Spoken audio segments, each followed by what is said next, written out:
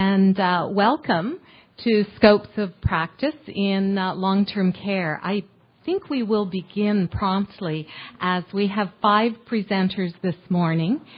And the wealth of information, the wealth of knowledge, and the wealth of expertise in this room is amazing. My name is Elaine Shantz. I'm from People Care. I will be your moderator this morning. So we are going to have each of our presenters do their presentation, and then we will have time at the end of the presentations for some questions and answers. And our first presenter is Ivy Bourgeau, and as she referred to herself, she is actually the bread to the sandwich. So she's going to begin the presentation setting the context for planning, education, and deployment. Ivy is a professor in the Faculty of Health Sciences at the University of Ottawa and the Canadian Institute of Health Research Chair as well in Health Human Resource Policy. And she has been a consultant to various provincial ministries of health, to Health Canada, and to the World Health Organization. And so we welcome her this morning as we begin our session.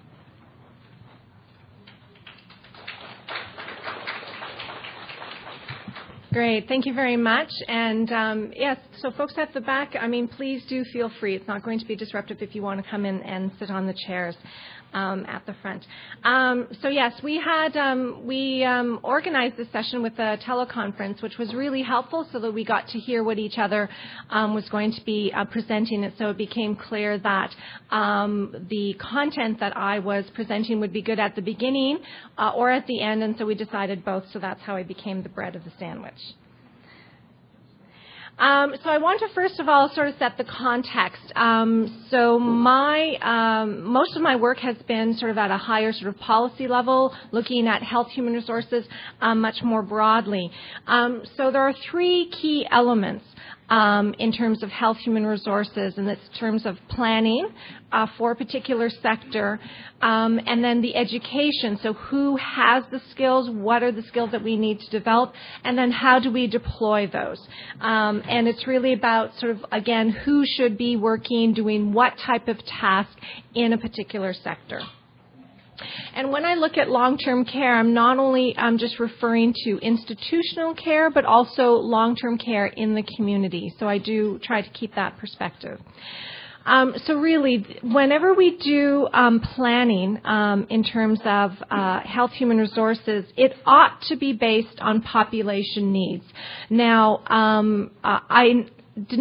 I didn't earlier consider myself to be a health human resource researcher. I'm a social scientist. I'm a sociologist who studies health professions.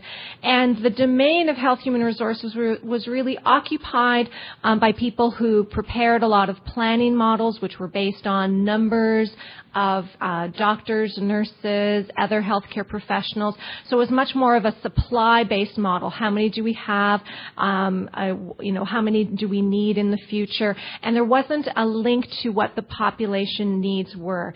And so we need to really take that into consideration because population needs are shifting, looking more at multiple chronic conditions, people living in the community managing those multiple chronic conditions.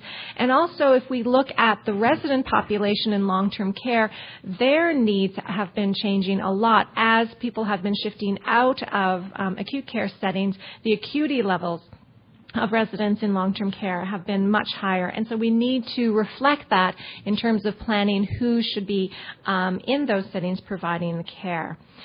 If you look at basic demographics, so basic population health demographics around long-term care or the demand for long-term care, you would project that you would need 45% more long-term care beds. Now, that is not likely going to happen.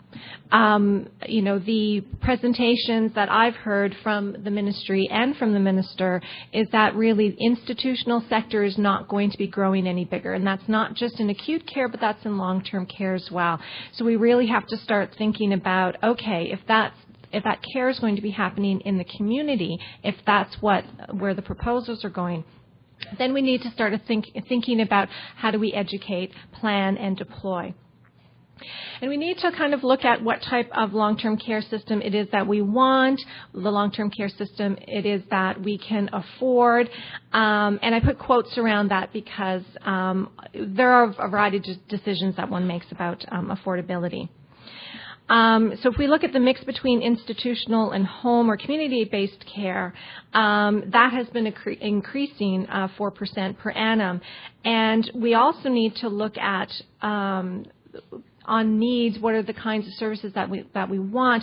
That area of transitions, that's particularly problematic areas. So transitions between acute and institutional long-term care, and transitions to home and community-based care, and better managing those transitions. And also, this needs to be linked with the reforms happening in primary health care, which are largely labeled community-based primary health care reform. So the goal here in planning is to get the right skills or the right mix of health professionals, healthcare providers, to support new models to deliver long-term care. So that's the planning component from a very high level. So if we link that next to education, and we need to look here about, okay, we need to link the competencies to those population health needs. Who has those competencies? Who could develop those competencies? And I talk here about competencies and not professions, because we need to think about this as somewhat fluid in terms of there may be provider groups or professional groups that have competencies that may overlap. And those overlaps are not problematic. Those overlaps enable there to be some fluidity in terms of scopes of practice. But if we're looking at changes within long-term care, both institutional and community-based care, we need to think about what are some new roles, so actually new provider groups that we might need, or new roles for existing professionals or providers. I use the term professionals quite broadly to include people like personal support workers, so all the different workers in the system. And also, what are their roles, and linking those to the place that they are going to be working. So having some fluidity in the education to enable people to work in institutional and community-based care. We had a day just yesterday earlier where we expanded upon these issues quite extensively, is that we need to have much more training in situ. I'm in the process of selling my house, and when they say location matters, it doesn't only matter in real estate, it also matters in the case of education. So if we are not training anybody in the long-term care system or settings, it's very unlikely that you'll be able to recruit to those settings.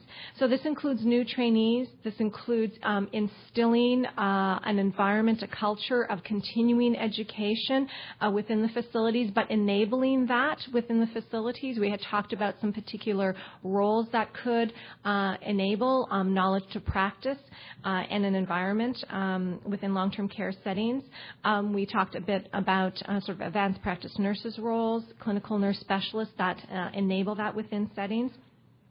And also, of course, including these initiatives because, again, they're competency-based and they're loosely linked to different health professionals or provider groups, that the training initiatives really ought to be interprofessional. That's the way that we're working out in the community, in the long-term care setting, so you really ought to be training together, both as new trainees and continuing education.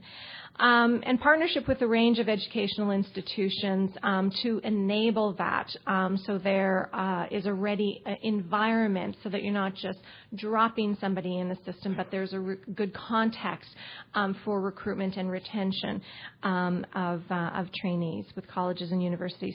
I put question marks around immigration because I've done work on, the recruitment of internationally educated health professionals or live-in caregivers to this sector. And I do just want to bracket that off, that I think that we really ought to look at changing our domestic policies and our approach to domestic recruitment and education before we recruit internationally, because we have signed on to an agreement that says we should not be recruiting health professionals from countries that have less health professionals than we do. So I do, it's just that this issue sometimes comes up where people say, well, we can't train our own. We're going to recruit internationally, and I've heard this a lot happening in Saskatchewan just more recently. So I just want to bracket that off. So the next issue is in terms of deployment. So if we have new roles for existing professionals and paraprofessional groups, some good examples that we've got some research, and Veronique will speak to some of this, advanced practice nurse roles or nursing roles within long-term care, personal support workers, and having personal support workers take on some of those transition roles. This might be a sort of a new area in terms of care coordinators. And so these are some new roles that could be created or expanded upon, and how we deploy people. So making sure that they have the skills and deploy them in a way that's consistent. It's a feedback loop. We need to recognize the regulatory and funding/financing context, because they provide more often barriers than facilitators. And so there are sometimes scopes of practice that are allowed at a regulatory level, and that can happen in one setting, but then it doesn't get transferred to another setting. So sometimes at the organizational level, there's less comfort with expanded or new roles. And then in terms of managing the overlap and working interprofessionally. And so far, when we look at the shift from institutional to community care, we've been very, very, very poor at redeployment. Often when there are cutbacks to institutional care, we lose health professionals rather than them redeploying. And so we need to have explicit programs. It shouldn't be that those people who have been downsized from the institutional sector, it's their responsibility to shift over to the community sector. We need to build in systems in place.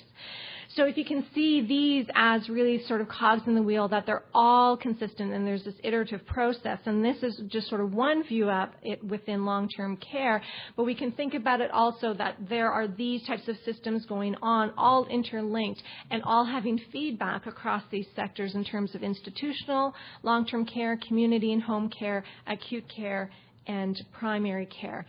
So with that, I just wanted to lay out the context within which we'll have some specific examples, and then I'm going to come back and talk about comments about a research agenda and action plan. Thank you.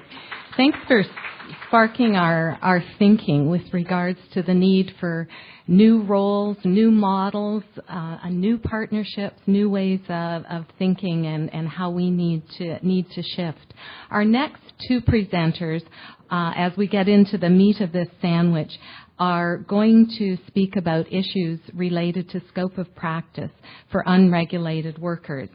And the two presenters, we're going to start with Rosemary Wilson. She is an assistant professor in the School of Nursing at Queen's University and nurse practitioner. Her research program centers on safeguarding patients and families who experience or who are at risk for experiencing adverse symptoms, in particular acute or chronic pain. And then our second presenter will be Joan Almost, and she is also assistant professor, School of Nursing at Queen's University. And her research program focuses on understanding factors that contribute to quality workplace relationships, the impact of these relationships on nurse and patient outcomes, and the development of strategies to improve workplace relationships. So I'm going to turn it over to Rosemary.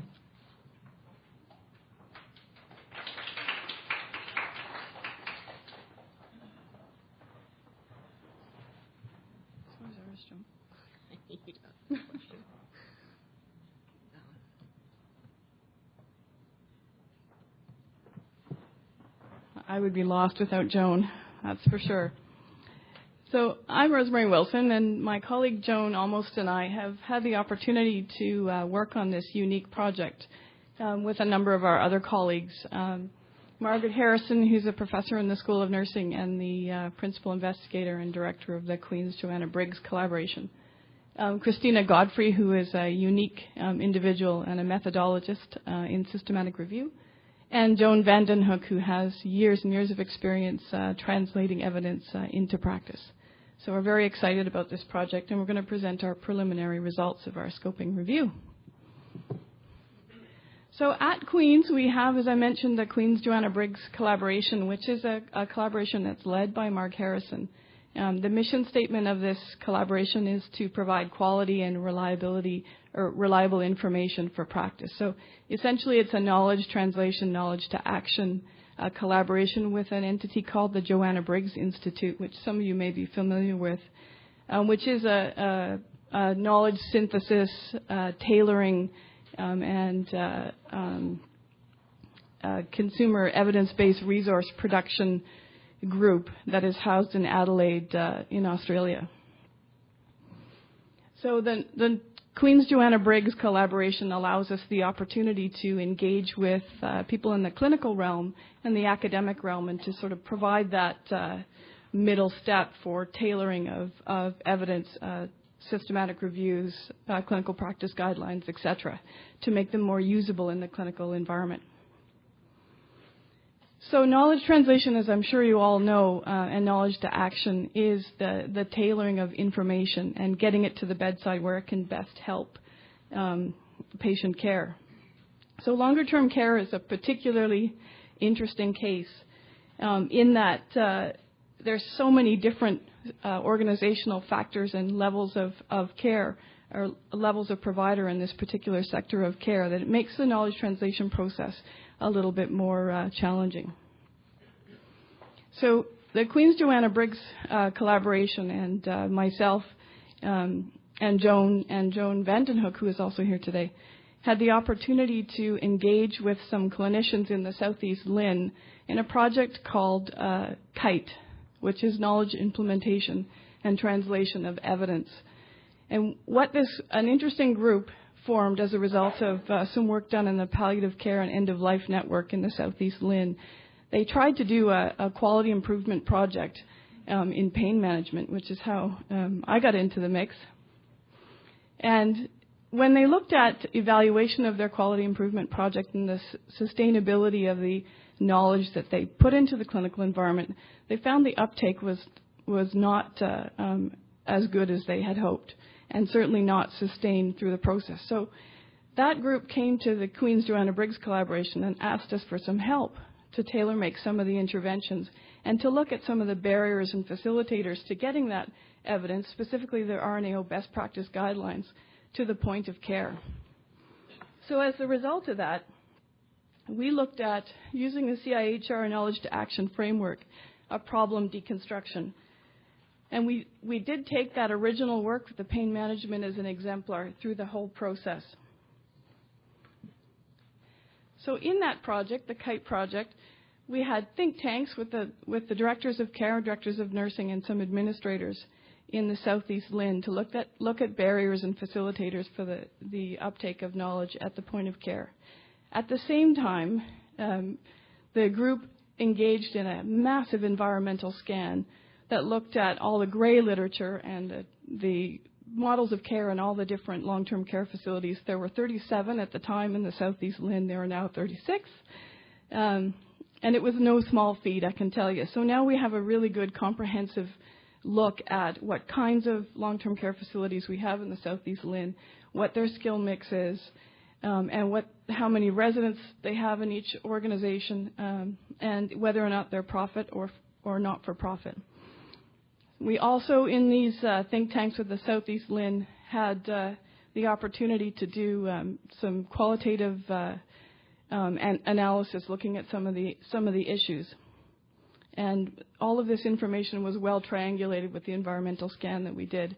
And we came up with some recommendations, which we'll talk about in a minute here. So a report was generated for the LHIN in August of 2012. So this is the Knowledge to Action framework, which some of you may know. It's some work done by Graham Logan and Mark Harrison from our institution. So in the center, we have the knowledge funnel, where knowledge is synthesized after identifying a problem.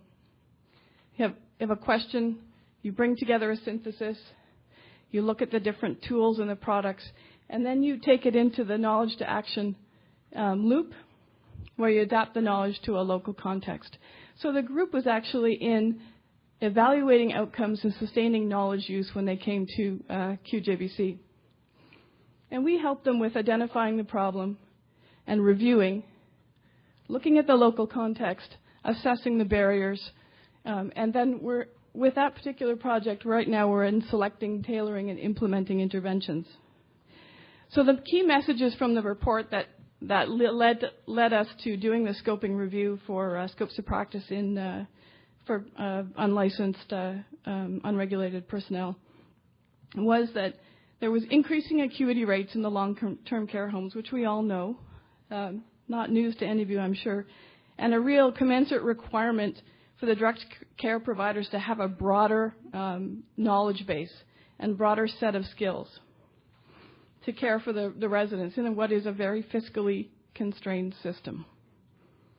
So one of the other recommendations of this project was that we needed to examine the capacity, the nursing capacity and scopes of practice of all members that were all professionals that were part of the care of residents in our long-term care facilities. And this included current and projected roles for unlicensed personnel in the long-term care project. So this, in concert with the finding from the Long-Term Care Innovation Expert Panel and CAI 2012 data, PSWs provide 80 to 90% of the direct care and have rising level of responsibilities. So we rated the importance of this recommendation as an immediate priority, and we engaged right away into a scoping review. So we are currently in the knowledge synthesis section of the knowledge funnel. I'm going to turn it over to Joan.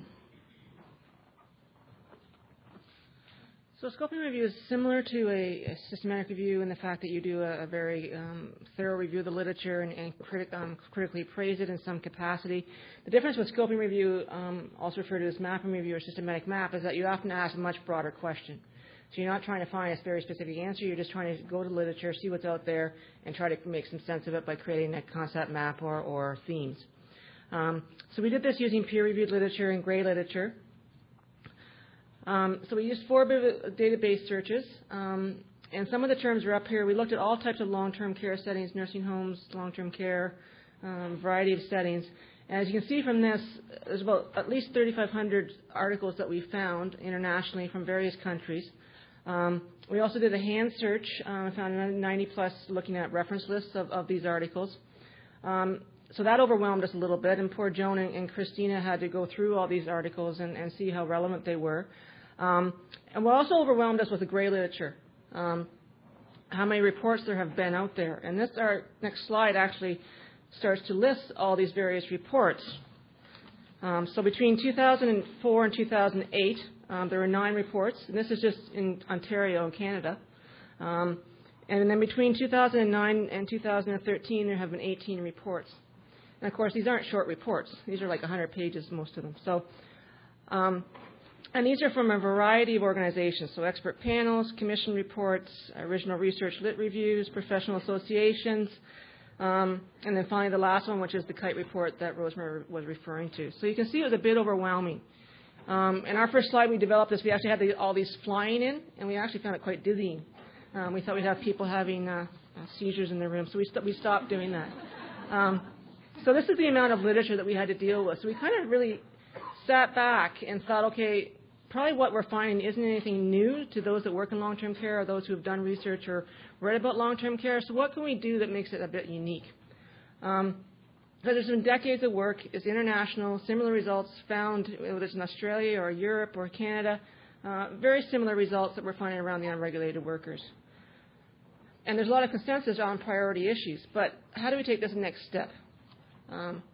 So we thought what we need to do is really develop a concept map, and that's part of doing a scoping review is to create that concept map and make sense of it. And some of us have done work with the nursing role effectiveness model, and this is based on a well-known quality of care model by Donabedian, looking at structure, process, outcomes. And Diane Doran has taken that model and created it for the nursing role. Mostly RNs in acute care settings is where the work's been done. But we thought, how would all the results we're finding fit into this model? So you can see on the left-hand side what the model talks about is the structure of where nurses work. So it's actually the patient demographics, how sick they are, the nurses' experience, knowledge, skills, their own demographics, the organizational context, the workload, what's there. And then in the middle is the process. So this is the nurse's independent role, dependent role, and interdependent role. So it's what they can do by themselves. They don't need other healthcare professionals to do it. It's their assessment skills, what their education teaches them how to do. Then there's the dependent role where they rely on physicians to give them directions on what they should be doing for treatment. And then there's the interdependent role where they work together within the team. And ultimately how all this impacts outcomes specific to the patient at the top, the individual themselves with their own job satisfaction or patient satisfaction, organizational such as costs, and then team functioning. So many levels of outcomes on the other end. So we've started putting in what we were finding within the themes of the literature around unregulated workers. And it was actually amazing how easily it fit into this model. We added one extra layer, which is the sector, which kind of gets into all these reports that we were finding and all these regulations, recommendations, HHR planning, human resources, public policy, and how that influences this whole process. But you can see on the left-hand side, we talk about structure. So again, this gets into the resident. So a lot of the literature talks about the influence of the resident demographics, how sick they are on the use of the PSW or the unregulated worker, the actual PSW demographics or education. So they're talking more about the literature on the PSW itself or themselves.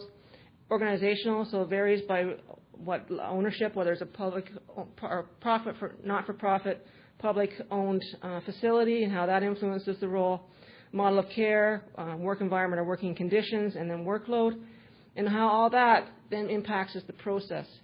And you can see what we've done is we've put the roles all together, so it's no longer separated because we found in the literature it was quite muddy. What is the independent role of the unregulated worker?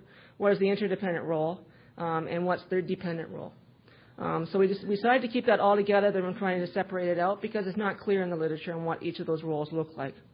But that starts getting into things like competencies, decision-making, job descriptions, roles, responsibilities, workplace relationships, positive and negative, and then also some discussion about, what are all these emerging roles that keep coming out, trying to help the PSWs with their work, coordination of care and delegation, and ultimately how all this impacts the unregulated worker. So a lot of role ambiguity, a lot of issues with staff shortages and therefore recruitment and retention, a lot of stress, a lot of verbal, physical abuse, so that gets into that conflict in workplace relationships, the fact that there's multiple part-time roles in some organizations, poor compensation, and ultimately devaluation. And ultimately, of course, how this all impacts resident care. So then we kind of sat back again. I thought, okay, this is what we found. This is all the themes. We've created this nice little model. What does it mean? And we sat back and we thought back to the KITE study, which Rosemary talked a little bit again. And what kept coming up to us was the squeeze of what directors of care feel. So all these reports that come through, regulations, all the 130 reports that we found come down to the directors of care, and they need to figure out what to do with it within their organization. And how that then influences broader out into the resident care. So that impacts, the competencies, coordination of care, roles, responsibilities, emerging roles, work environment, and workplace relationships. So we thought this is a really nice diagram, and this is something that came again through the first initial study was the squeeze that directors of care really feel trying to make all these decisions with all the information that they're receiving. So I'm going to hand it back to Rosemary, and she'll end up the presentation. I should point out, too, that one of the messages that we got clearly from the directors of care was that they didn't have enough health human resources to appropriately monitor, supervise, mentor, and support the unregulated care providers in their institution or in their organization. So that's certainly why one of the reasons we prioritize this as an immediate action for us. So I have a scenario for you, and I want you to think about it carefully. So Mrs. Jones is a 78-year-old female resident of a long-term care facility in Ontario. She has left-sided weakness as a result of a CVA and requires one assist to transfer from bed to chair. She has mild dementia, osteoporosis, and is aphasic. Does this sound like a familiar case? Jennifer, a PSW assigned to her, notices that Mrs. Jones is very agitated and combative when approached for morning care. There was no report of any issues from the night staff. As Jennifer has cared for Mrs. Jones before, she's concerned. Her behavior is not usual and she seems more confused. Working on the hypothesis that she may be uncomfortable in her attends and bedclothes, Jennifer prepares to transfer Mrs. Jones to a commode chair for the trip to the bathroom. Mrs. Jones becomes even more agitated when Jennifer moves her to a seated position and strikes out at her. Jennifer summons another PSW, and the two of them again attempt to transfer Mrs. Jones to the chair. During the transfer, Jennifer notes that Mrs. Jones is now unable to weight bear on her right leg and cries out when it touches the side of the bed. Jennifer makes the decision to settle Mrs. Jones back in bed. Jennifer asks her PSW colleague, Susan, if she's noticed Mrs. Jones being agitated and more confused. Susan mentions that she's noticed a few days ago that Mrs. Jones was upset during morning care and that she'd not been eating much. She reports not being certain if the RPN or RN on the unit was aware. Jennifer carefully positions Mrs. Jones so that her right leg is supported and in good alignment and notes that there's new swelling over her upper thigh and some bruising. She calls the RPN, who comes to the resident bedside and explains the situation and her assessment. After examining Mrs. Jones, the RPN suspects she may have a fracture and calls a physician. Mrs. Jones is transferred to the ER and x-rays confirm a femoral neck fracture. Does that sound familiar? Okay. So we wanted to ask you a provocative question. When you reflect on this scenario, are PSWs providing nursing care? You thinking about it? Or are they still doing only, and this is a quote, only for a person the things the person would do for herself if she were physically and or cognitively able? So what is personal care and what is nursing care? And I would challenge all of you, when you have a moment, to go to the College of Nurses website and download this form. Am I practicing nursing? Consider the scenario that we've just presented and go through the steps and see what you come up with. Thank you.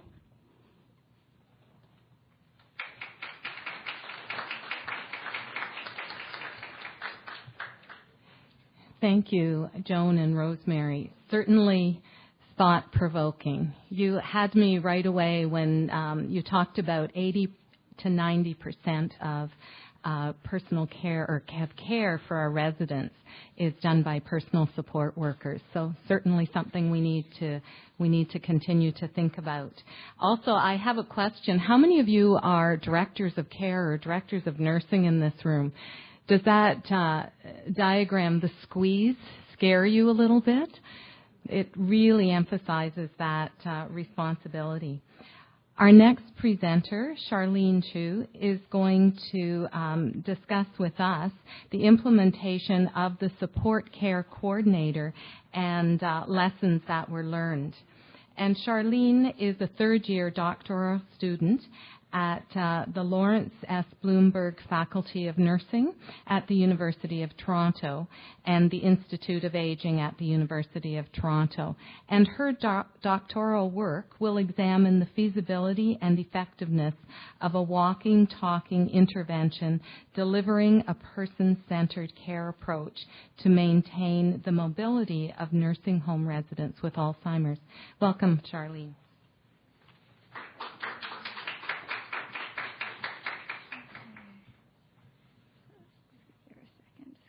My slides.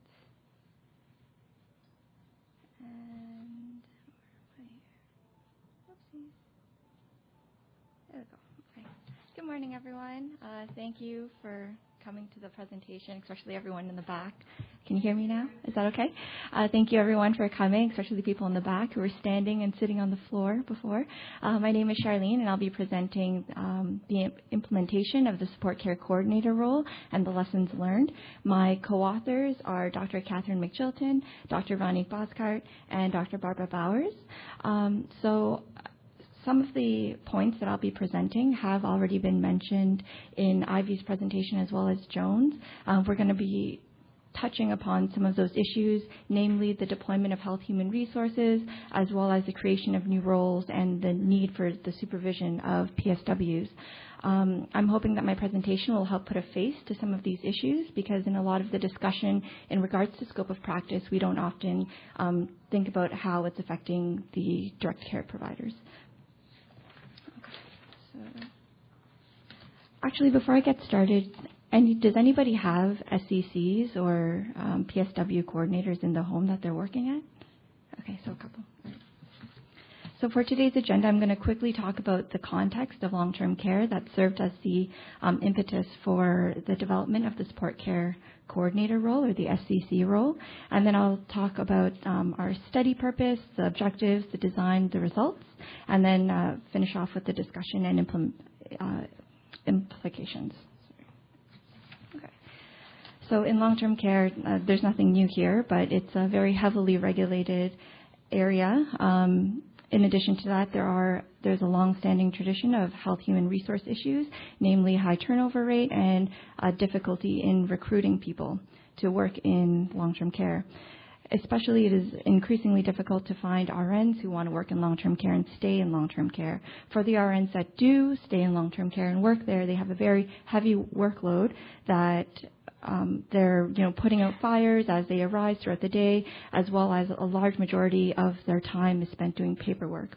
An article by McJilton has described RNs as finishing their shift against all odds and running off of their feet. In addition, RNs are also the supervisors in long-term care, where they oversee a lot of PSWs, and so RNs have a large span of control, and therefore this limits their availability to PSWs as the PSWs' needs arise throughout the day. As a result, PSWs work autonomously with very little oversight.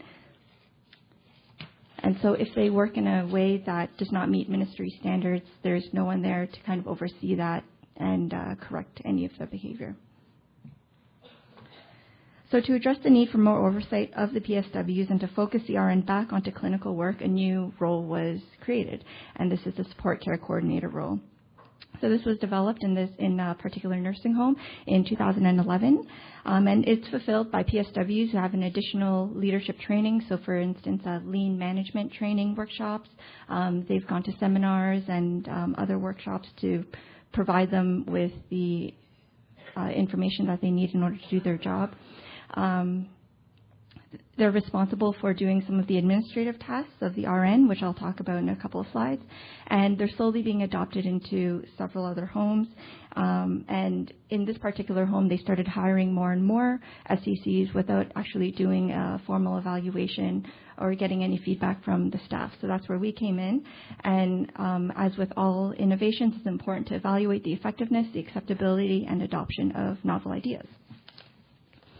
So for our study purpose, it's to develop an understanding of the nature and enactment of the SCC role in long-term care as perceived by the manager at this home, the DOC, the nursing staff, which includes RPNs and RNs. I'll get to those in a second, and the PSWs. So you can see here for people who don't know about the SCC role, they've effectively created a middle management tier in between the PSWs and the nursing staff. So you have the SCCs there. For the more senior SCCs, so these are the SCCs who were first made SCCs, they became SCMs, which are support care managers. And so as new SCCs are hired on, these are the people who would then train the new SCCs. So for these study objectives, we wanted to delineate the functions and responsibilities of the SCC role in long-term care. We also wanted to explore the perspectives of the staff to understand the extent to which SCCs enact their role functions. Our third objective is that we wanted to identify personal and organizational characteristics that influence the enactment and effectiveness of the SCC role. And then our last objective was to retrospectively identify any benefits that this SCC role had on the quality of life for the work staff, meaning the PSWs and the RNs. So for our methods, we conducted semi-structured interviews, both individual and focus groups. We interviewed 28 staff members over 16 interviews. These interviews lasted from November to February. The interviews were audio taped and transcribed and then were coded using NVivo. And then themes were identified with content analysis with 2 research assistants that were used to establish intercoder reliability. So content analysis means that we inputted all of the documents into a program, and we went through line by line categorizing what people said. And then we grouped the categories together, and we chose the themes that were most frequent. And so those are the ones that I'll be reporting on. So for the first objectives, what were the SEC's functions and responsibilities? So when we asked the DOC and manager, what did you think that SECs did? They said that they were primarily responsible for managerial tasks to maintain the standards that were put into the long-term care homes. So with this purpose, they oversee the work of the PSW. So an example would be if at 8 o'clock, residents needed to be in the dining room for breakfast. Then at 8:02, there would be an SEC walking around the dining room, making sure that the standards of feeding a resident were in place. So, for instance, the PSW was following infection control policies and were wearing the apron, that the brakes were on the wheelchair of the resident, that the resident was looking clean and their appearance was appropriate for the dining room. Things like that. And then secondly, they kept the PSWs accountable by addressing any neglectful practices. So if a PSW was running late and the resident was not in the dining room at that time, then they would pull the PSW aside, remind them about the policies and procedures, and then if that continued to happen over time, then they would be carded and they would have to speak to an HR representative. So in a way, it's also a disciplinary role as well. Also, they do some administrative tasks that the nurses used to do. So they kind of cleaved off some of the administrative tasks. These things would include things like managing the incontinence products, so nurses didn't have to do that anymore. Doing various audits, water temperature, fridge temperature, making sure the clean utility rooms were clean, oxygen tank audits, shower room audits. They sat at the door between shifts to make sure people weren't leaving early. They, so what else? They also oriented new staff, and they did various things to kind of fill in some of those gaps that the RN may not have been able to do at the time. Also, they were very important, according to the DOC and managers, in terms of quality assurance and quality improvement. So they also monitored a lot of the falls that happened and provided data for benchmarks. But when we asked the direct care providers what it was they felt like SECs did, the thing that was very interesting was that a major theme was role confusion. And there was a lack of a clearly defined role for PSWs in the home. And so here's an RPN, and she says, I would say that the PSWs don't really support the role of the SEC. The PSWs don't know what the clear definition of the SEC role is. And here PSW says, when I asked her what she thought SECs did, or if she knew, she said, no, it's very vague. It's really vague. The SECs don't provide us with their responsibilities, but they're not here to assist. So here you can see that the PSWs may not know what they do, but they know what they don't do.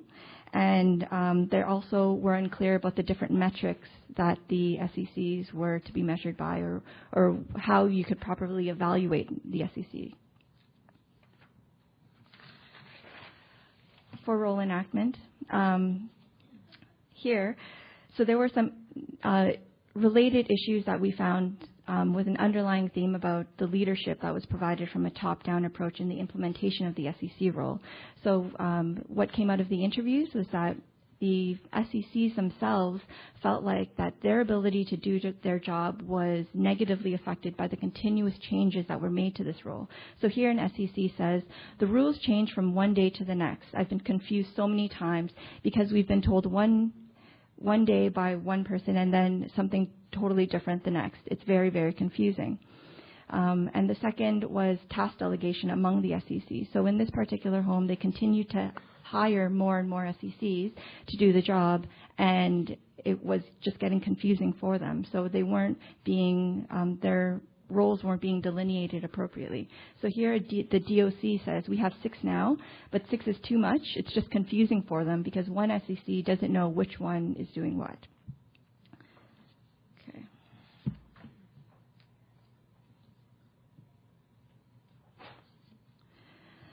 So as one of the roles of the SEC, or one of the objectives of the SEC, was to impact nursing work and to make nursing work more focused on clinical work, we had to find out, did SECs impact nursing work? And so the answer was it was very inconsistent about what nurses had reported to us. Here's one RN, and she describes one of her times where the SEC was helpful to her. So she says, it was a crazy night for me, and a couple of the residents on a certain side of the unit were complaining that the room temperature was too hot or too cold. I had doctor's orders to do, and I had a resident that just had a fall. So even the SECs coming in and checking the room temperature, instead of me having to go do it to check the rooms, that lightened my load a lot. This RPN, she says, for me, they don't help. If the family asks the SEC, of course the SEC will redirect to the nurses. They're just observing. The role is observing. The SECs help us zero. So here, despite the confusion about the scope of practice, about what an SEC does in the home, you can kind of see from these two statements what they do and their limited kind of scope and usefulness to the nurse's role. Because the nurse's role in long-term care is administrative, they are able to be helpful in that capacity. However, when there are things that are more substantive, like dealing with families, then the nurses feel like they're not effective at that point. So our third objective was to find out what were some of the characteristics that made an SEC a good SEC or made them do their job better. So when we asked the administrators and a few of the SECs as well as the SEMs, they stressed things like critical thinking, priority setting, time management, being prompt, being efficient. But when we asked the direct care staff what they identified as being important characteristics of what made a good SEC or what made a good supervisor, they listed things like the approach and their supervisory skills, their knowledge of what PSW work was, and how they prioritized relationships with the PSWs. So within this slide, you can see that there is a clear difference in what's valued with the direct care staff versus what's valued to the administrators. So I'm just going to talk a bit more about each one of those themes that I just mentioned. So for the supervisory skills, PSWs have a very hard job in long-term care. It's very stressful, and they voiced a real need for empathy. So here, a PSW was describing one of her run-ins with the SEC. So she says, and then the SECs are talking to you in that judgmental way, and you're really sweaty in the morning, and then they never even help you. They just come, check the time. Oh, you guys are late, but I'm so sweaty and red, especially when your partner is new and you're alone. I can't explain it. Sometimes I just want to cry. And so, there's a real discrepancy between what type of help the SEC can provide and what type of help is valued and needed for the PSWs. And that's clear in this statement. For the second, it's the knowledge of PSW work. Here the PSW says the SEC didn't even know how to feed a resident with a nosy cup. So you get really angry. I don't know if they're really graduated as a PSW. So the knowledge that the SEC is supposed to provide the PSW, that being the policies, how to do their work more effectively, more efficiently, when they're showing some gaps in that knowledge, that's incredibly frustrating to the PSWs. The third is the relationships with the PSWs. So when we spoke to SECs who made getting to know the PSWs a priority in their day were perceived by the PSWs as enacting the SEC role better. So they were better supervisors because they put in the time to get to know them. They put in the time in the morning to come in, greet all the PSWs, versus the SECs that made no effort to do this. SECs who reported having better relationships with the PSWs said that their job was much easier, that they were able to communicate with the PSWs better, and they were able to get better results that way. Here, an SEC says, I think you have to know the staff, their personalities. If they're strong, you have to have a different approach to that PSW, not to do the same approach to everybody. I think that's very important. You have to know the staff. And for our last objective, what were the effects of the SECs on the work life of PSWs?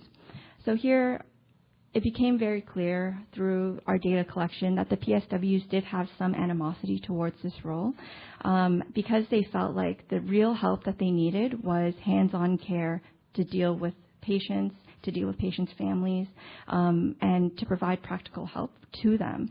And so here, the PSW says, you don't get help on the floor, so support care coordinators. Where is the support that we should get? So I don't really think that that name includes what they're meant to do.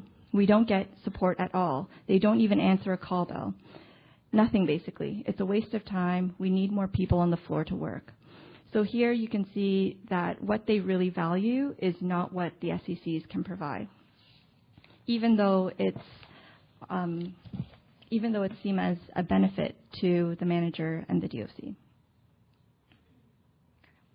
So the effects of the work life on the nurses. So since the introduction of the SECs, the nurses, both the RNs and the RPNs, felt like their professional autonomy was threatened. So here an RPN was describing a time where she had to give a laxative to the resident. So here she says, it's like they pester me what I should be doing with my patient. It's quite annoying, like they're overpowering the RPN. They're not registered. They cannot tell us how to do our job, but that's what they're doing. So here you can kind of see that, by empowering the SECs and one group of staff, you're kind of depowering and removing some of the professional autonomy of the other regulated nurses as well as the PSWs that already work there. So there is some blurring of scopes of practice when the creation of new roles. So from all of our data that we collected, it came across very clearly that the SEC role was developed in order to meet the needs of the regulators and the regulations and the administrators and upper management. And as new roles are developed for PSWs and more education is being provided for PSWs, we have to think about how the scopes of practice will continue to blur in long-term care. And this will, speak to either the dichotomy or the spectrum that is between clinical care and supportive care. Within this particular home, the DOC and the administrator, they had a very clear idea about what was supportive care and what was clinical care, and they thought that it was very important for nurses to be doing clinical care and not supportive care. And the implementation of new roles, the leadership and the way things are implemented is very important to the success of how things are rolled out. However, not everything is negative. There are indicators that were provided to us from the DOC and the manager here that indicators were trending towards more improvement. So, for instance, the number of complaints have decreased, and they do a family satisfaction survey, and so the families said that they were more satisfied with the care that was being provided at the home. And that there's also potential in the role to best utilize the health human resources that are available. So in Ontario, we have almost 60,000 PSWs that work in long-term care. So what can we do to utilize them and to kind of harness the leadership skills that they might have and how to do it in a more effective way? Especially if it's implemented properly. So for some of the implications and conclusions, the contextual factors like the shortage of staff and heavy workload still have to be addressed when we're thinking about creating new roles and how scopes of practice are affected by that. We need to be able to balance and acknowledge to meet the needs of the resident versus the regulations and finding that balance. Administrators and management need to be cognizant about the overlap of scopes of practice in the creation of new roles, and care providers should be included in a meaningful way to contribute to work redesign within the home, both on an operational level as well as a corporate level. Thank you.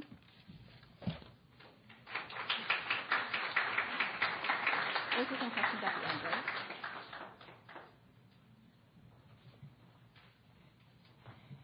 Thank you, Charlene, for sharing those lessons with us. As we continue to look at scope of practice, Dr. Veronique Boscart is going to discuss with us the emerging role of the RN in long-term care environments.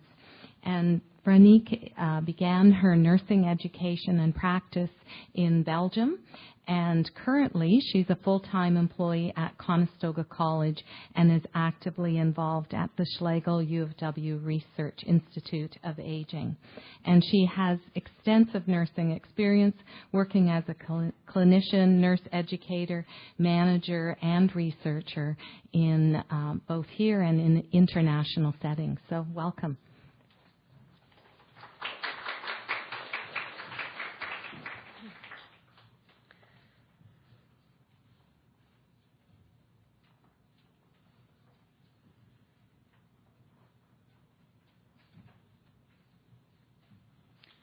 Good morning, everyone. Oh, no wonder it's so warm in this room.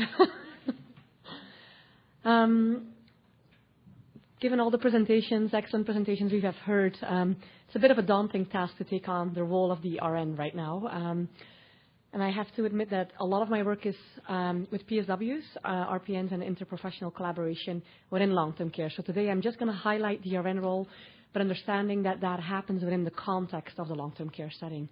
And so my role at the Schlegel Villages and at Conestoga College is to really look at the divide between clinical practice and education and see how we can bring that together. So I'm very, very fortunate to be able to work on both sides. And I've worked myself as a PSW for many years and then climbed the ladder as an RPN, RN, Director of Care. I've seen the ugly and the good of all positions. And I have to acknowledge Charlene's work and Dr. Magilton's work in coming up with the emerging role of the RN in long-term care. And my data are not are neither optimistic nor sad. It's more of an overview. But I have to say that in working with Charlene on the previous study, it was a sad data collection time and analyzing time. So in providing care for the older adults, I really want to talk a little bit about the context in which we give care in long-term care. And we all know that typically the care is multifaceted. It's very reactive as opposed to proactive. As RNs, we're responding to crises, we're responding to decline, sudden or chronic decline of our residents. And so we are not doing a lot of work in that more preventative or comfort area of nursing care. And then the role of the nurse really should consist of health promotion, disease prevention, in acute care collaborations, in the curative, supportive, rehab, and palliative care and end-of-life care services. And that's very hard to do in long-term care because we're very much focused on some areas of nursing practice. However, we would like to state that RNs can provide this care that is mostly needed by older persons in long-term care, and obviously that is shifting from one day to the other day, from one resident to the other resident, and so it requires a lot of flexibility and competency from your RN, but given the opportunity to practice in a full scope of practice, RNs are able to do so. So a very important component that will come back throughout the entire presentation is the comprehensive assessment that really needs to include a whole set of skills and behaviors and way of looking at residents that is a very important part of decision-making and priority setting for RNs. And what we very often see is that because there is no time to do that priority setting, there is very limited assessment pieces, and clinical decisions are made based on limited information, and therefore we are not always reaching that highest quality of life or well-being or comfort. So what are the needs of our people that we have in long-term care right now? And this is across Canada.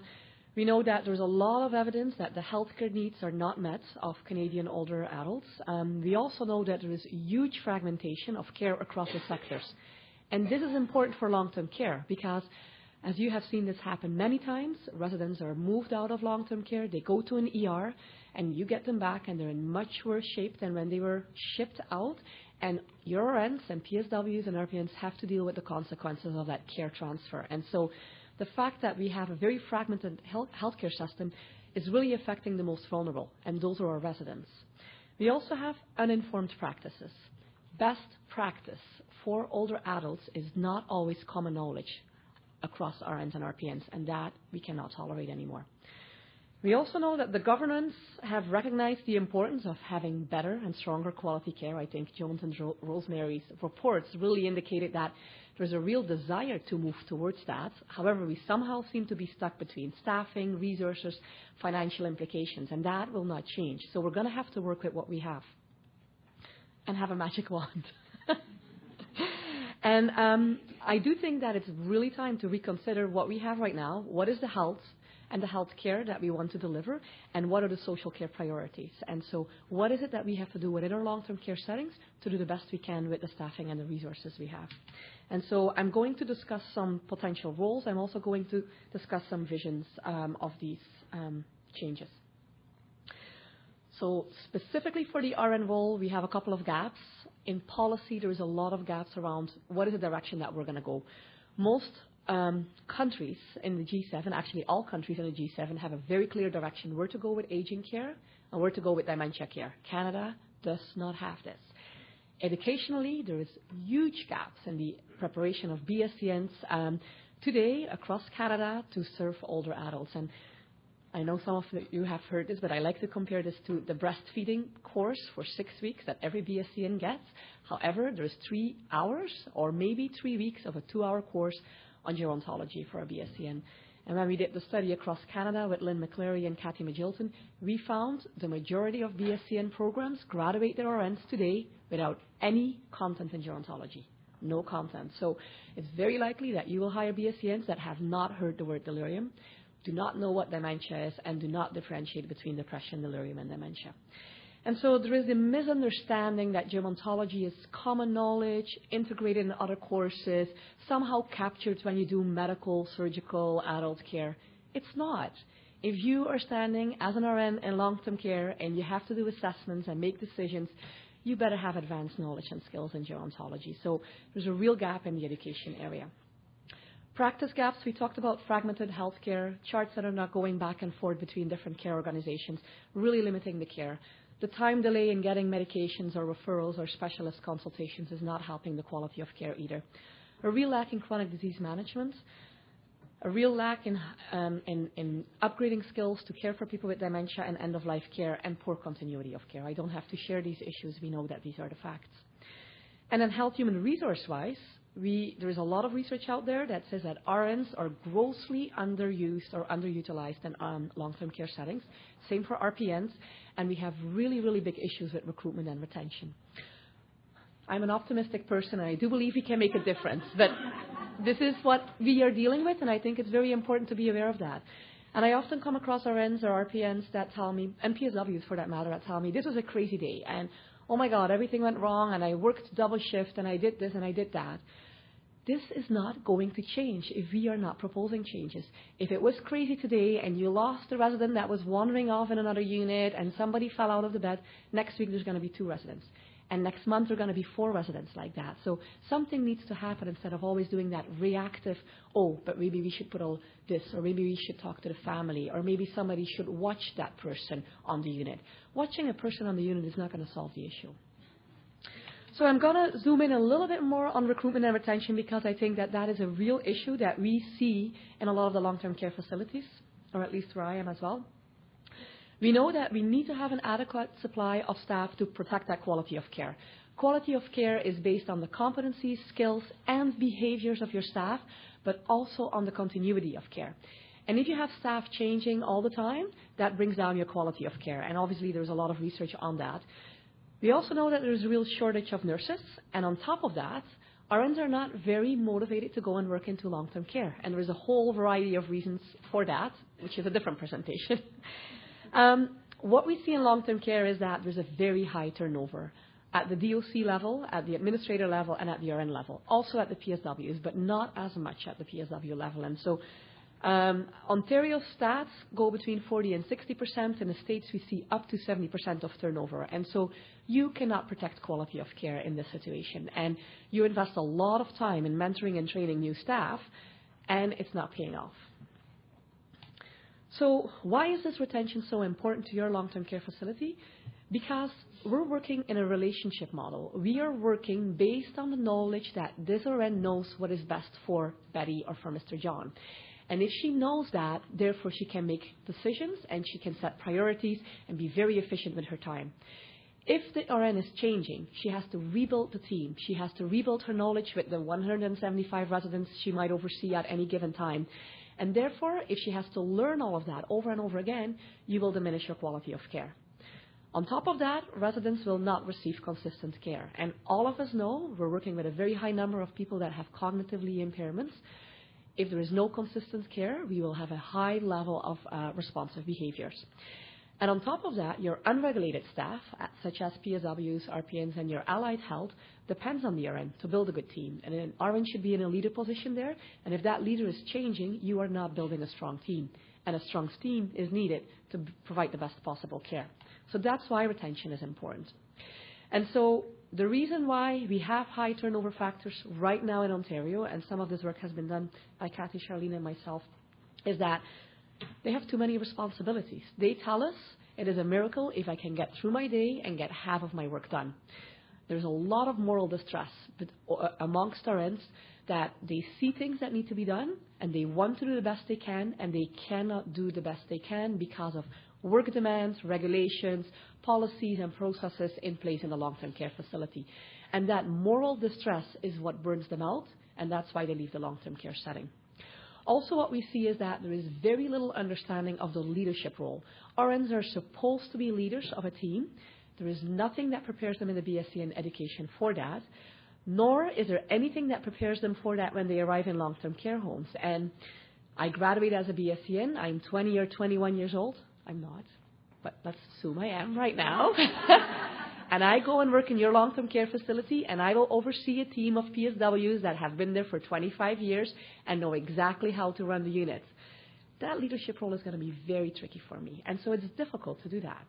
And then on top of that, I think what Charlene clearly demonstrated is there is a real big disconnect what administrators or directors of care think an RN should do and what an RN feels she can do and what her role is. And that's not only in this SCC role. Overall, when we speak to directors of care, they have a good overview of what RNs do.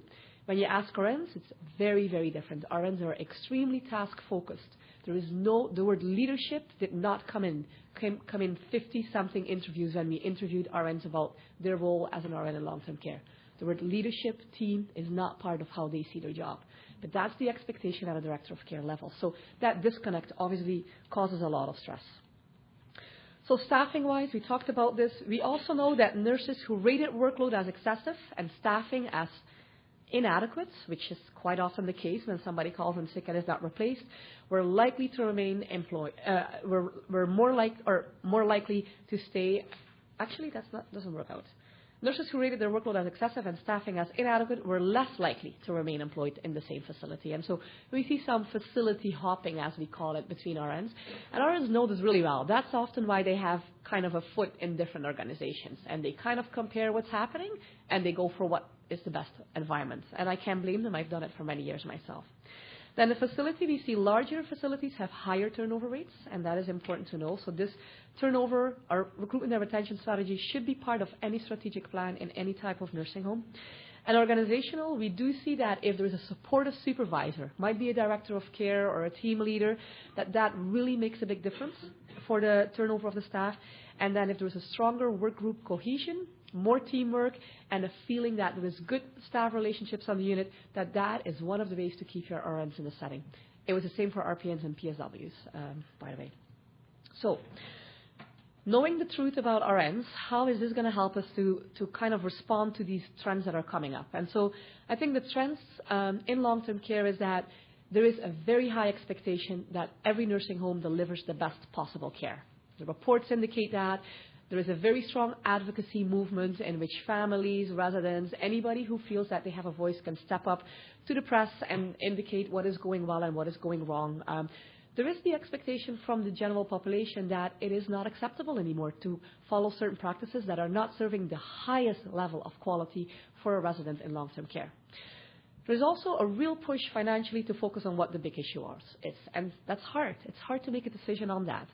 What is the real issue, and who can decide what is most important on that unit, and what is the workload that is going to best serve the needs on that unit or on neighborhoods when things are changing.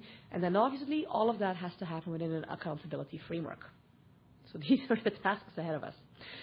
So I think nurses as leaders is a very strong concept that needs to be followed. Research has been done that indicates clear benefits of seeing nurses as leaders. And so I'm just going to quote from this study that proactive, targeted nurse-led care that would focus on preventative patient self-management for people with chronic disease are more effective or equally or less costly than the usual model of care. The data is there, the facts are there. So nurses being leaders and setting priorities within care is an important strategy.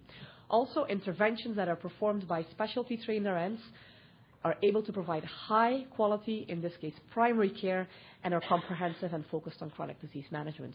So nurses have a record of when they pull an intervention together, obviously with interprofessional collaboration in mind, that they have outcomes. So why are they not working them to their full scope of practice? Because developing interventions, care plans, is within the full scope of practice for any RN. So what we see is a lot of de-skilling. We see a lot of that happening in the nursing homes, and that topic was sufficiently addressed, and I know Ivy will talk about that as well. But it's a really important phenomenon that is happening, and it's not serving the quality of care for residents in long-term care. I've seen many long-term care facilities, and I actually now also see it in CCC where RNs are replaced by RPNs. And there's tons of research out there that clearly indicates significant relationships between lowering RN levels and higher mortality rates. Not a pressure ulcer, not a fall, mortality rates. So this is a very dangerous trend to follow. We also see that there really needs to be a skill complement between RNs, RPNs, and PSWs. There seems to be a bit of an interchangeable model happening, and from a teamwork approach, that is a necessary component. However, not one group cannot replace another group. That is not a good idea. And then also the interprofessional team, we have some work to do there as well. Some of the emerging roles that I have seen in the literature, and some of them have been proven to be effective, others have been proven to not be so effective, is the nurse practitioner-led clinics that are within long-term care facilities, that where the NP, when she is not seeing any community older adults, is being part of the nursing home, and then maybe for half a day a week or a day a week becomes part of trying to figure out certain real difficult issues with specific residents. I've seen geriatric emergency nurses working much closer with PSWs, RNs, and RPNs from long-term care instead of just keeping them within the ER environment with really good results. A GEM nurse calling a PSW when she receives a resident and talking about a resident and how they present in the ER can make a difference, a real big difference in preventing a delirium. I've also seen the 486 framework in which within the first 48 hours of admission in long-term care and acute care, there is a strong focus on the 6 main components of quality of care, which is medication, reconciliation, cognition, pain, mobility, bowel, bladder, continence, and nutrition, hydration. So as soon as somebody arrives, instead of letting people settle in, the first 48 hours are used to really sort out what the big issues are, obviously based on expertise and knowledge, and then we're going to look at that to prevent functional and cognitive decline within the residence setting. Clinical quality care leaders, RNs being having some freed up time from administrative tasks that can be done by somebody else, but where the clinical quality care leader really is there to protect the care, the quality of care, and the comfort and well-being of the residents, specific residents, meaning working specifically on care plans and trying to fill out how the team can support the care of that specific resident. We have nurse navigators. I believe that role is quite familiar. We have rapid response RNs that come from that are based in long-term care or based in acute care, and that come to another setting if that is needed, if there is a very abrupt change of transition and lack of continuity of care. We have transitional care nurses. Those are the nurses that somebody is admitted in an emerge, fractured hip, for example, goes through the ICU, then goes to acute care, then goes to rehab, and then maybe ends up in a long-term care. A transitional care nurse is going to follow that resident and is actually going to make sure that all care needs are addressed within those different care settings instead of always exposing that older person to a new care team. And so there is research out there that transitional care nurse just doing 1 or 2 visits from acute care to long-term care can settle certain behavior or can figure out some of the medications that needed to be in place right away. And then obviously there is the long-term care home outreach teams. So these are some of the emerging roles, and there's a lot of thoughts and developmental practices around that. But I also would like to talk very briefly about 6 strategies we have put forward in addressing the emerging role in the RN care. And so I think the first one we want to talk about is that relationships matter. Relationships really matter. I'm not only talking about person-centered care, although that is probably one of the most important ones. Relationships from you as a director of care, for example, with your staff, between the RNs and the PSWs is the component that keeps RNs in their long-term care and makes them do the extra mile. And that comes out over and over and over in long-term care. RNs do not stay for the pay. RNs do not stay because they like the environments. RNs do stay because they like the residents, but the main reason why they stay is because they feel like the place where they work is appreciating and valuing their work. And that is the most important part. And money is not going to change that. So, person-centered care, instead of going from a deficiency avoidance and regulatory compliance, we really have to move to person-centered care. There's lots of strategies for that. We need to recognize people as professionals, tailor orientation and mentor packages, because some BSCNs are brand new, have no leadership expertise. Others are amazingly experienced RPNs that went back to school, but might need a little bit of enhancement in there. So there is no general orientation. That does not work for RNs. And then obviously, whenever you hire, you have to hire within the vision of your organization, not just any available RN, because that team is crucial to quality of care. Timely access to comprehensive care. I know I'm going low on my time here, but I do think that letting nurses figure out what the issues are and how to address them is a winning strategy. They know these residents. They know the teams that they work within, and they are the ones, instead of being steered through regulations or people that tell them what the quality should be, let them work on those quality initiatives, and you might be very surprised as to the findings. Best care is collaborative, efficient, and integrated. And obviously, care of older adults requires a team, but it's very important that nurses step up in their scope of practice there. It is not okay to just guess and to say, I'm going to give care to a person like that, or maybe I'll do this. I need to see an assessment. And in order to do an assessment, you need to have a time to do an assessment. And it's not acceptable anymore that RNs are not doing their assessments. And I can say that because I'm an RN myself, but I see this so many times in the practice setting. And I ask an RN, why are you doing this type of intervention with this kind of resident? And they tell me, well, she presented very similarly as another resident that I saw last week, and I used this intervention and it worked well. And I like to compare that to my students. And when I hear a student say that, or a nurse in long-term care, I give the example of, well, I said, as a student, when you do your exam, I'm going to look at you, and you look very similar to the other student I had last week. That other student had a C-, and you kind of look the same, so I'm going to give you a C-. I am not doing an assessment. I am guessing based on very superficial symptoms and regulations or processes, and therefore I'm going to implement my intervention, not based on knowledge, facts, and data. And that is not okay. And there's a lot of work to be done that RNs have to be held up to the standard and do assessments, not just nursing care by the fly. And then obviously staffing decisions have to be made based on best outcomes, not on the numbers of residents. Best outcomes might be a very different model. I don't want to see gaps between best evidence-based care and usual care. That should not be the case. Usual care should be best care. There is no difference in there. Do you have to make changes and priorities throughout the day? Absolutely. Is there certain things I want to do that I cannot do today and I will do tomorrow? Absolutely. But no half sloppy care. That is not okay, because RNs often undermine their own practice by doing half care. And so obviously there is some information here on that, and I do think that the moving from the reactive to the proactive is the most important part here. And then provide the right practice environment, obviously. When nurses are allowed to work to their full scope of practice, then they will have better outcomes. That research is there, and we know that.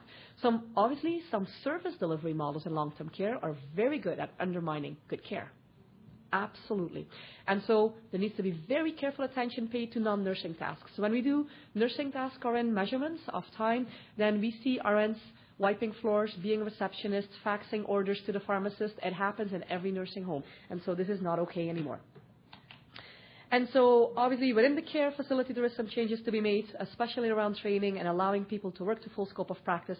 And then there is a lot of work to do within academia to prepare RNs better for what is coming. So, in conclusion, I think there's a lot of gaps out there. There's a lot of creative solutions out there that could be really implemented. And I do want to end up with just the one saying that we will not get more money for staffing, but there is humongous untapped potential within your organizations. Your PSWs, your RNs, your RPNs have amazingly untapped potential. And if you could just tap into that and take 20% of the work that they are not doing now and move that into their scope of practice, your healthcare outcomes would be amazing and your residents would receive the care they deserve. Thank you.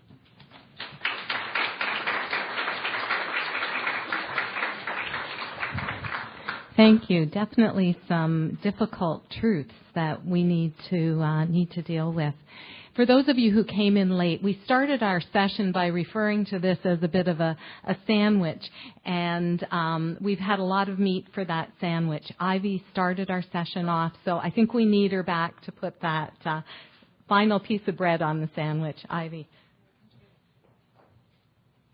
So I just have a couple of slides, actually, and I want there to be questions, so please start formulating those while I focus on this last part. And I think it would also be a great idea for all the speakers if we could kind of like move up to the front so that we could respond to questions. So you can do that. I won't be disturbed if you do that while I'm speaking.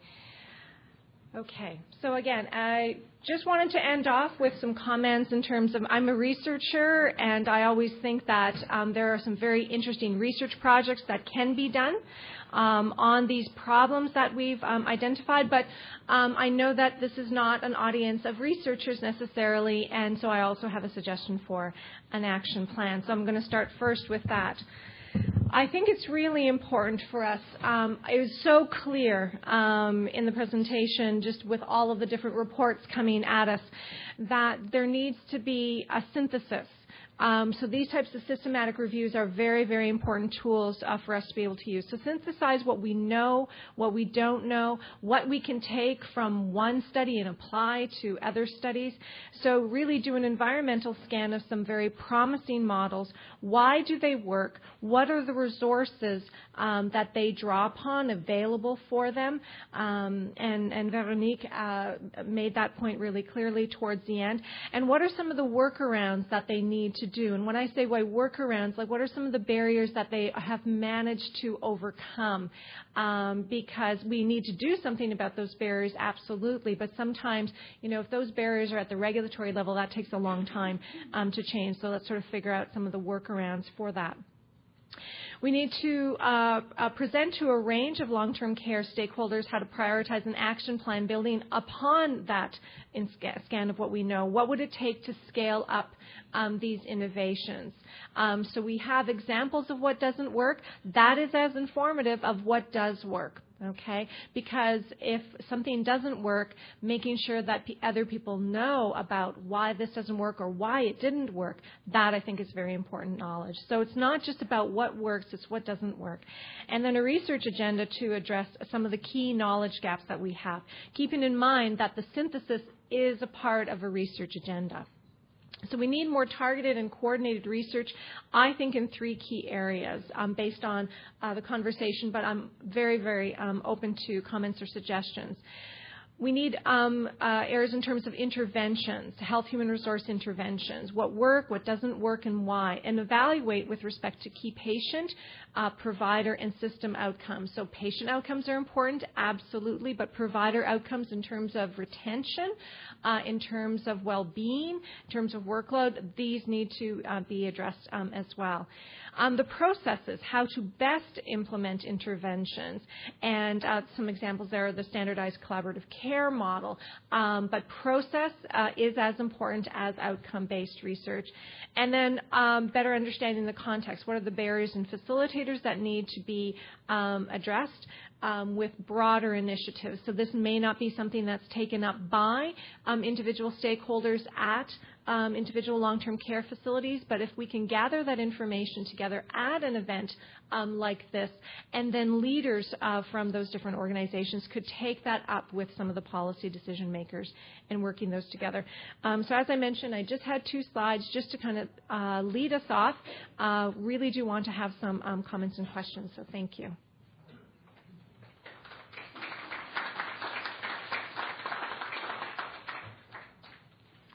I'm not sure how the sound is in this room, but if you have some questions, please feel free to share them now. Yeah. I have a question to Joan and Rosemary. I felt like your presentation was like an introduction to the work that needs to be done, and I was waiting for the meat. Like, what's going on now? You've identified some serious issues in long-term care, and you know what the issues are. what are the solutions? Thank you. That's my question. Please. There's two projects like ongoing right now. It's important to note we have our knowledge integration and translation of evidence project, which is hopefully going to go forward, looking at tailoring intervention, tailoring evidence at the point of care. But we also have the scoping review that we did present just the preliminary stages of our scoping review around the evidence and great literature around scopes of practice for PSW. So we're continuing with that work. It's just in its preliminary stages.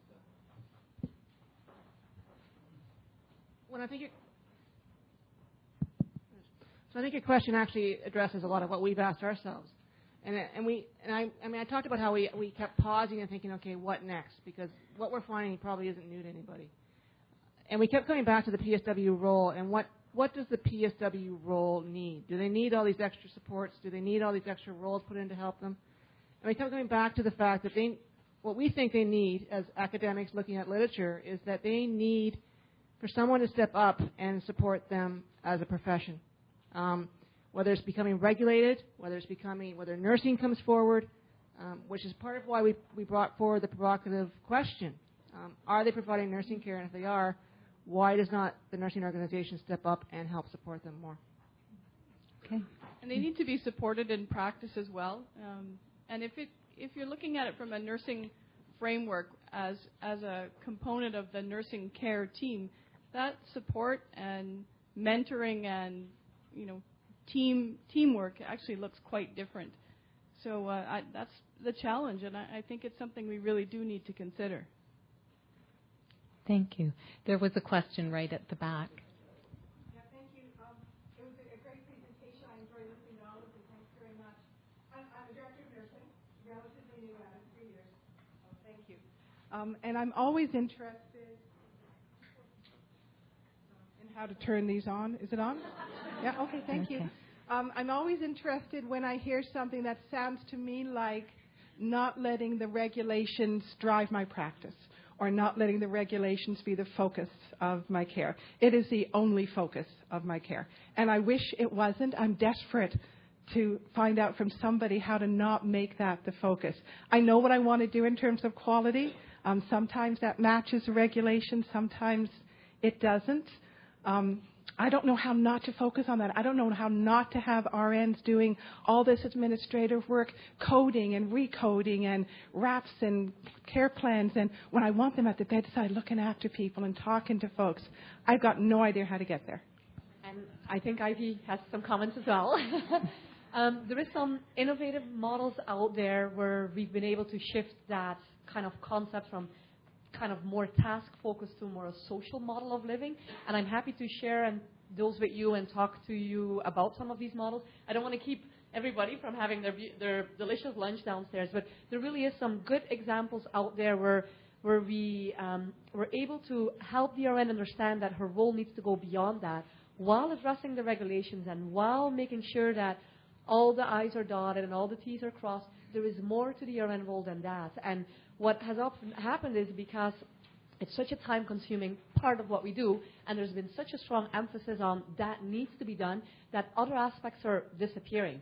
And so an RN often perceives her job as, I want to make sure I meet all of this and this and this, and when there is an audit there, I want to make sure all of that is done. There is ways that scope can be broadened around that, and if you're providing good care, you're going to meet all those quality standards and regulations with your residents, and there's different roles for different staffing groups in participating in that. But RNs today have the feeling that it's their end responsibility, their only responsibility, and therefore you can see how it's very easy for RNs to really only focus on that component of their job and not doing the other jobs, and therefore not standing up for what is important in their roles. And I sometimes say, and it's difficult, but RNs are sometimes undermining their own practice by doing that. I hope nobody will be offended by that. But as an RN, sometimes we are undermining our own practice by just focusing on that regulatory environment.